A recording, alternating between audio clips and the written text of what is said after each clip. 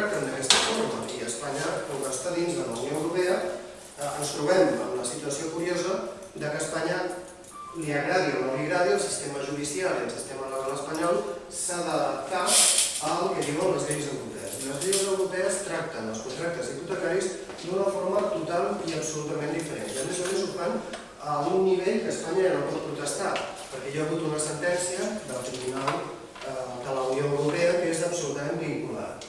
I quina és la postura de la Unió Europea respecte als contractes hipotecaris? Doncs diu que són contractes de consum. Són un contracte de consum, com quan tu et compres una nevera o com quan tu et compres un televisor. I com a tal contracte de consum, en comptes de posar que la balança estigui desequilibrada, com fa la llei espanyola a favor del que ha fet el préstec, perquè l'ha de recuperar sigui com sigui, amb les lleis europees la balança està desequilibrada en l'altre sentit, perquè les lleis europees interpreten que en un contracte de consum hi ha una part feble, que és el consumidor, que es troba en inferioritat amb el professional, que és la part. Després se n'han anat identificant 20, 30 més, i ara de cop i volta el Col·legi de Notaris se n'ha tret de la màniga 35 més. És a dir, que ara ja estem parlant d'un cúmul de 70-80 clàusules abusives que a la pràctica són totes les clàusules que surten als contractes hipotecaris. Fora del tipus d'interès, que és legítim, fora del termini de devolució, que és legítim, fora de la quota, que és legítima. Tot l'altre, pràcticament, són clàusules abusives. Per tant, l'enfoc que veureu ara és aquest, és a dir, és veure les clàusules més normals, no són totes, ja us he dit que seria una vuitantena, i us he posat aquí una quarantena, perquè les altres 40 són molt menys usuals. Bé, doncs bé, som-hi. Quan nosaltres mirem el nostre contracte hipotecari en trobarem, potser en trobarem 11, potser en trobarem 25 d'aquestes clàusules abusives. Què puc fer llavors? En realitat, puc fer 4 coses. 3 legals i una, diríem, de negociació. Començarem per la de negociació. És a dir, quan jo localitzo unes clàusules abusives, això d'entrada em dona una capacitat molt interessant, i és presentar-me davant del banc, no com fins ara feien les persones, demanant perdó perquè han fet malament una cosa, perquè no han complit una cosa que s'havien compromès, sinó que el plantejament ara és radicalment diferent. M'has enganyat i què pillat? No soc jo que he de demanar perdó perquè no estic complint les meves obligacions. Ets tu que has fet una cosa il·legal, jo t'he enganxat i a partir d'aquí has d'anar molt fi perquè si no jo puc demandar-te. Aquest seria el canvi tan fonamental. Aquest canvi en la negociació, almenys psicològicament, és molt interessant, perquè molta gent quan arriba a la PA arriba fet a pols perquè té la sensació que ha sigut tonto i l'han estafat, però també que ha fet malament una cosa perquè havia agafat un compromís i no l'està complint. Això seria una part. A banda d'aquest tema, que podrem negociar d'una altra manera amb els bancs, podem fer 3 coses més. Podem esperar, o sigui, nosaltres no pagarem la hipoteca perquè no podrem, i en aquell moment el banc iniciarà un procés d'execució hipotecària a davant d'un tribunal normal, un tribunal de primera instància. Llavors, nosaltres no hem pogut pagar, hem deixat de pagar, hem negociat amb el banc, no hem arribat al lloc, i el banc inicia un procés d'execució hipotecària. El primer que ens n'entrarem és perquè prenem el famós totxo. Un document molt gros, molts de vosaltres ja l'heu vist, on hi ha, entre altres coses, la còpia del contracte hipotecari. I si tenim dret a això, en aquell moment podrem demanar un advocat d'ofici.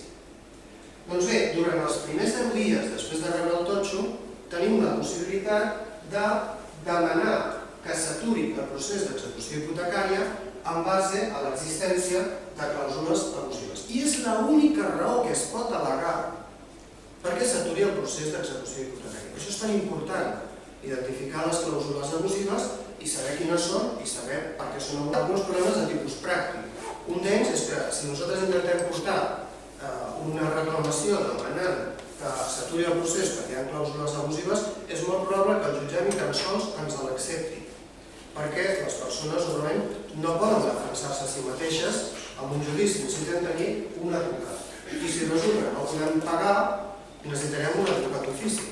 I el fet que ens el concedeixin triga normalment un parell de mesos. Clar, hi ha un termini de 10 dies, però hi ha un termini de 2 mesos perquè ens doni l'advocat d'ofici. Com s'arregla? Doncs això s'arregla entrant al mateix dia dues peticions al jutjat. Una, demanar advocat d'ofici, i l'altra, demanar que s'aturi l'execució hipotecària durant el termini en què no tenim advocat d'ofici, perquè nosaltres necessitem aquests 10 dies per poder demandar que hi ha clàusules abusives, poder fer una demanda d'aturar l'execució hipotecària en base a clàusules abusives. És a dir, que haurem de fer dues peticions. Que s'aturi fins que tinguem advocat d'ofici i que no corrin els 10 dies perquè estem en condicions de protestar contra l'execució hipotecària. Aquesta seria una possibilitat molt important, potser la més important per la gent que acaba arribant a la PA. Perquè el cas d'una persona, un inversionista que té 15 finques, pot ser que també tingui clàusules abusives, però aquest no anirà per aquest camí. Perquè aquest el banc no l'estarà fent fora, simplement és que voldrà protegir la seva inversió i aquest tindrà un altre camí.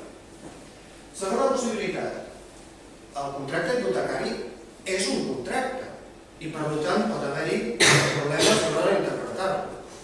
La interpretació del contracte va per una altra via totalment diferent.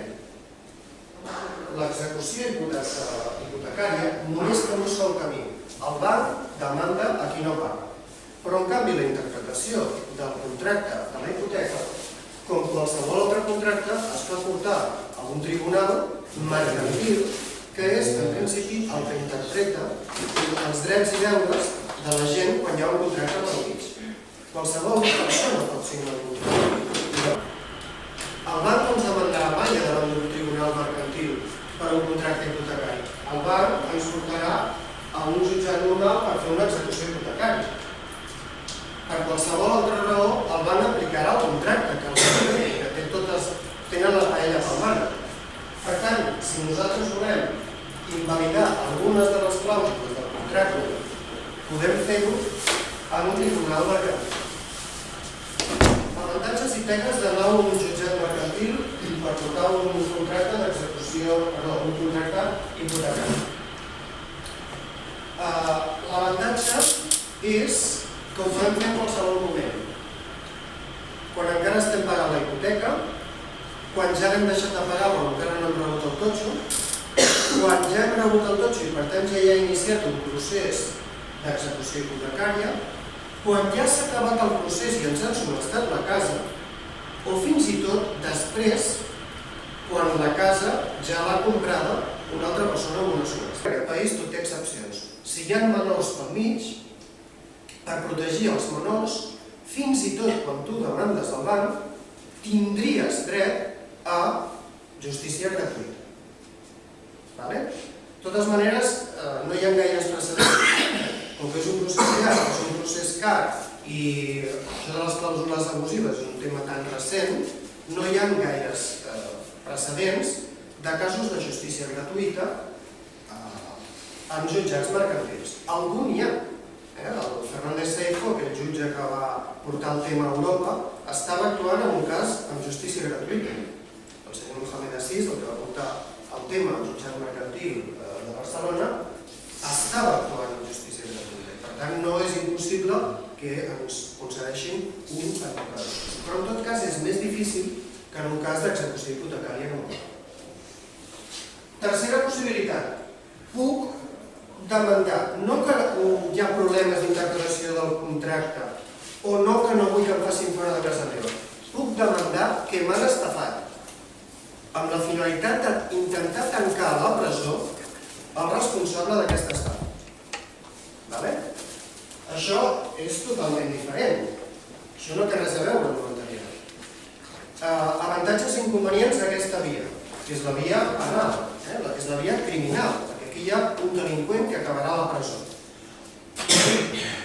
L'avantatge és que no em cal advocat.